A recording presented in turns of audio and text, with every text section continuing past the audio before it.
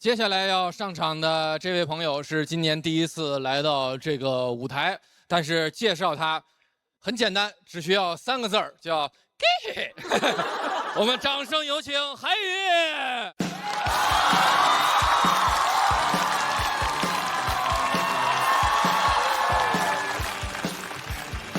嗨，朋友们，大家好，我叫韩宇，你们好。谢谢大家。跟大家介绍一下，我第一轮录制结束以后，其实节目组跟我说需要回我的甘孜藏区老家拍一些镜头，很开心，我们一起去了6个人，就我高原反应了，丢脸，一个高原孩子有高原反应，就好像鱼怕水，鸟恐高，屈原不会被离骚。好不容易把他们带到我家乡辽阔的草原上，他们说的话我真的听不懂。原话看着我，还有这样：去跟那个牛说说话。我一过去，家乡的牛就冲过来撞我，从甘孜牛变成广东牛，顶我的肺。他们看不懂这一切，还说呢，好神奇啊！你刚刚跟他说什么了？我说什么他能冲过来撞我啊？我说嘛，把你带到潮汕去。还是我表哥在旁边狠狠安慰人。表哥看着我说：“哎，你这么想，幸好牛是冲过来撞了，幸好是撞了，他可能是看见红了，也许，只是也许啊。”我很感谢我表哥，他就是一个这么会安慰人的人，因为他自己就是一个非常及时行乐的人，非常洒脱。他每个月工资不高，但每个月把工资发下来，他会固定的做几件事情：疯狂的买新衣服，疯狂的去电竞酒店上网，疯狂的吃夜宵。他把这些行为统称为爱自己。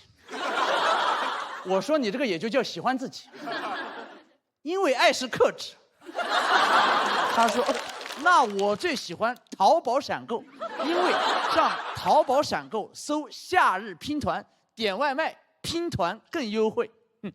他喜欢淘宝闪购的优惠，我喜欢淘宝闪购的商务。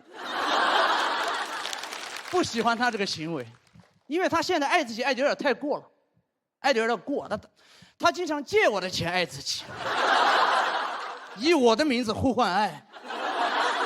我说你借我的钱爱自己也算爱吗？他就会立刻变成一个天津人，这就是爱。但我发现确实，如果你像他一样时时刻刻把自己放在第一位，很多生活中的事情你就是可以解决。真的，之前跟他一块打车，碰到一个司机阴阳怪气，打个电话过来说：“哎，我现在开车过来接你，太堵了啊，你自己走过来吧，3、5个路口。”3、5个路口不知道怎么办。我表哥抢过电话，感觉他认识那个司机。我是不是跟你说了，我今天很累，加班3个小时，知不知道？然后就用一种带着撒娇但是又命令的语气跟那个司机说：“快点过来接我。”司机就过来了，好一招亲密爱人。我都怕那个司机开车过来接我们，第一句话不是手机尾号，而是对不起宝贝，来晚了。没边界感，这就是他。说话他是不分场合的。之前我也在他身上看到了一些我很羡慕的那种幽默感。我上大学的时候有一个好朋友，因为学意外去世了，死掉了，很难过。当时约了几个朋友一块儿聊聊天，分分心。我表哥给我打电话说他也要来，提前嘱咐害怕。我说今天有特殊情况好不好？求你了，拜托，就今天注意分寸好不好？就今天注意分寸。他说你放心吧，没有问题。推开门，第一句话：“我听说今天有人死了。”但那一刻，房间里的人跟大家一样都笑了。他就是这样，说话很直，什么都不在乎，什么都不害怕。他现在的具体工作其实是在我签约的俱乐部做场务。很多你们熟悉的脱口秀演员在出名之前都去我们那演过，都害怕他。因为他有一次直接看这个演员跟他说：“哥们儿，你这个专场就不要出来骗钱了吧。”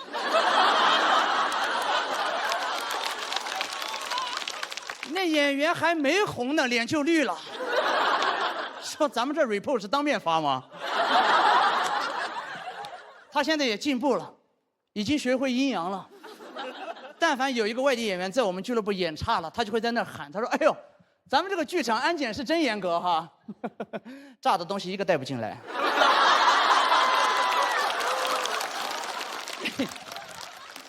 因为我表哥喜欢说唱，追求这种 real 的感觉。他每天在剧场检完票就开始写他的蹩脚韵脚，过来给我展示，说：“哎，哟，弟弟，你能不能不要再叫那个人演员老师？在我看来，他充其量就是一个圈钱小资，他的喜剧技巧也就骗骗他的粉丝。怎么样？”我说：“我感觉你的拼音就学到了滋呲呲。”羡慕他，羡慕他只说真话，因为我觉得这个社会没有让他变得圆滑，对吧？这个社会我觉得需要很多个表哥，但是很少有人愿意成为表哥。我在想，要是表哥可以随身携带就好了，对吧？他太适合用来戳破我们社交场景里面任何的那种虚假泡沫了，对吧？你跟那种半熟不熟的朋友吃完饭，他跟你说：“哎呦，那咱们下次再约。”你直接掏出表哥，表哥看，跟你吃一顿饭已经很给你面子了。你就在旁边，哎，话也不是这么说，多好，既当了你的嘴替，又衬托了你的高情商。我常常在想，为什么我表哥可以这样说话？正式给大家介绍一下我的表哥的名字，静脉多吉，翻译过来，无所畏惧的金刚。哎，我就做不到。我现在有那种做自己的困境。我觉得有些场合就需要说场面话，那我就不能做自己。但我表哥不说场面话，每天睁眼就做自己，每天早上一觉睡醒，当金刚去喽。所以这趟来上海录制节目之前，我跟他聊了一天，我问他，我说我怎么可以才像你一样真正的做自己？他跟我说了一句话，这句话，我那天发现，原来11岁的我早就在 QQ 空间发表了同样的话。圈子不同，不用硬融。谢谢大家，讲完了，拜拜。谢谢韩宇。喜欢韩宇这段表演的观众朋友，千万不要忘记为他投票，请躲票。谢谢韩宇。这回咱先问问黄渤老师吧，这韩宇这个一轮又一轮走到半决赛了。能这么直截了当啊，其实是一个特别好的事儿。但是其实，人经历过种种，或者说人生走过半生，就知道想那么直接其实不是太容易。就比如说坐在这个舞台上，对，都想表哥一下。我就也认识好多藏区的朋友，就是有的时候你会诧异大家的那个聊天，他省略了好多的形容词，他直接直表胸臆的直接给你最后的结果。一开始其实我第一次我说了，第一次韩宇上台的时候，我是担心的，因为他跟在2个很强的选手后边。然后后来第2次他夯实了，你觉得他的实力汹涌跌落呀等等的。这次又是把一个特别轻松的主题，以一个这样轻松的方式，就这么轻松的扔出来了。我相信这个大家看了以后会有同样的感受。希望你不要老被牛撞。我特别期待韩宇，但韩宇你没有我想象的高。我看节目就觉得你是个非常高大的人，我不说你矮的意思。没有想到会有这样的评价，不好意思。平原重力大，真是。我跟你说，我在看我们那个喜单首席上线的时候，那天我真带着我爸在美国自驾，我就是放着声音在听嘛，然后听到你讲给黑黑那段的时候，我就下了高速找了一个地方停下来，然后看完了整一篇，因为我觉得太精彩了，太热血沸腾了，然后太有那种辽阔的画面感，就觉得你讲脱口秀的像带了一个外挂，那个外挂就是描绘出的整个你自己的世界，所以我觉得你是一个非常有就是创造场景能力的脱口秀演员。今天听到你的这个讲述，我也会觉得你的表哥就活灵活现的出现在我们面前。他叫啥？静脉多吉。静脉多吉。韩宇表哥。我觉得静脉多吉特别适合坐在我们这里，我都很想听他坐在这里来点评一下。他早就想坐在这里了。我期待静脉多吉对节目的 reaction。对，请他专门写个 report。好。之前看过那个给黑黑很火，我知道，然后在网上传播的也很火，我就觉得不像那种新人那种有拘谨或者怎么样，能感受到他身上就有那种川藏男人那边那种洒脱的那种就融入了他的表演里面，感觉是一气呵成的，能感受到他那种洒脱。我看了真人秀里面那个你们回家的那个片段，然后你的2个朋友左右夹击在攻击你，在那数落你，就是感觉你很弱小很无助。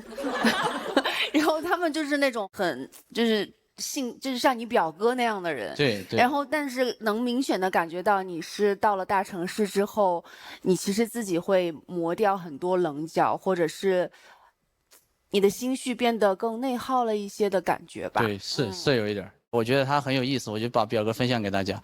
然后也是因为半决赛嘛，然后前面3轮我一直在讲家乡的一些东西，我就觉得到了半决赛也要跳出这个藏区这个身份，然后说一些其他的，挑战一下自己。但是还是让我们能感受到你的脱口秀会是一个窗口，让我们去看到那个美好的地方。谢谢。就是我听您这节目，包括头里王悦那节目，其实都有一种对自由的向往。我们一直心里都会有这种自由的一个向往，也想自己稍微能做一下自己，不用太去想别人。因为我们从小被教育都是说，你得考虑别人，你得换位思考，你得站在别人角度怎么样，就是内心也会有这种真实的渴望。您对表哥其实是您挺希望他能够带给更多人这种想法的，是吗？对，我表哥他特别爱自己，天天就买衣服，吃夜宵，天天就爱自己。他现在带着我们俱乐部的所有人一块爱自己。听起来可能很快就没有这个俱乐部了。这就是爱，这就是爱，挺好。好的，谢谢海宇，谢谢大家，谢谢大家。海宇来到我们身边。我就是含蓄、胆小、社恐、怯懦，表哥就是热烈、大方、莽撞、热情、横冲直撞那种感觉。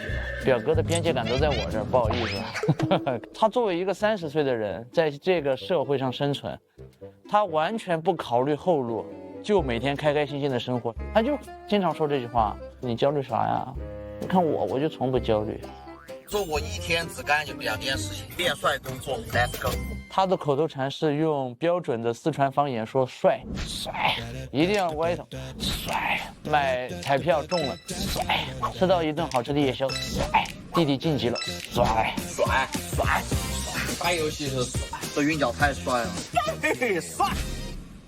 他肯定希望我越走越高。我有一个祝福啊，就给到我弟，想了来时路，想回高原重新来过，就算6年再长，也不会把高原雄鹰埋没。